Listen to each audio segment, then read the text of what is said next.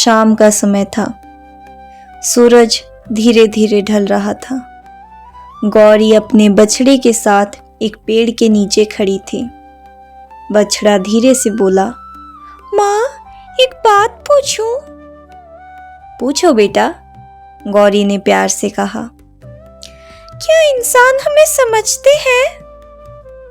गौरी कुछ पल चुप रही, फिर बोली, कुछ समझते हैं और कुछ नहीं। आज मैंने देखा, बछड़ा बोला, एक लड़की ने हमें रोटी दी और उसी रास्ते पर एक आदमी ने हमें डंडा मारा। हमने तो दोनों के साथ कुछ अलग नहीं किया, फिर उनका व्यवहार अलग क्यों था?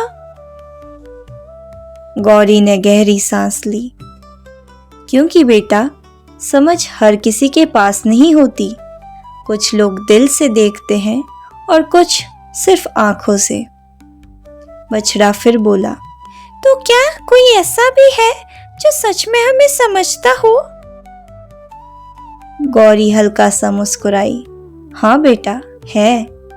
चलो मैं तुम्हें एक कहानी सुनाती हूँ। कुछ समय पहले मैं एक नई कॉलोनी में गई थी। वहाँ एक आदमी किराए पर रहने आया था। वो हर सुबह अपने घर के बाहर एक बर्तन रखता, जिसमें चावल का पानी, हरी सब्जियों के टुकड़े और कभी कभी रोटी बिस्किट भी होते थे। बछड़ा बड़े ध्यान से सुन रहा था। पहले दिन मैं अकेली गई।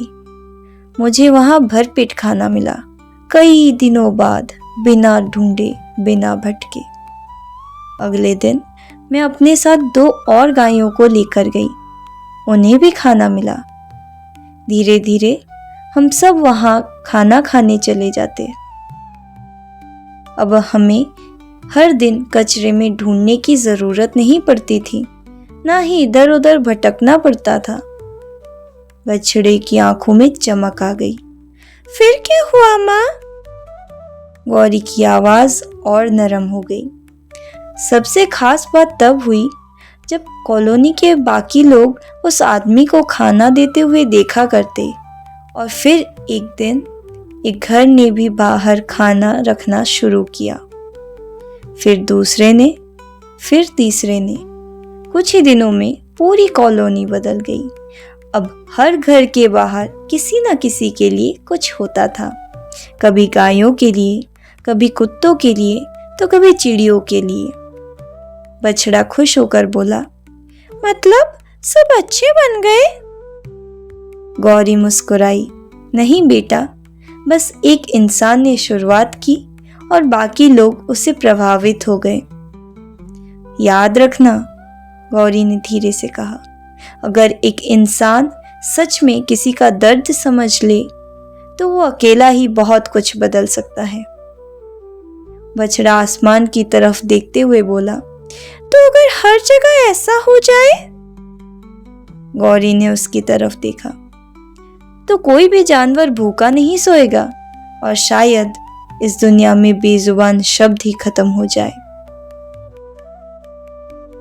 अगर ये कहानी आपको सिर्फ एक कहानी लगी तो शायद आपने इसे सुना है, लेकिन अगर इसे सुनकर आपके अंदर कुछ बदलने की भावना पैदा हुई तो आपने इसे समझा है।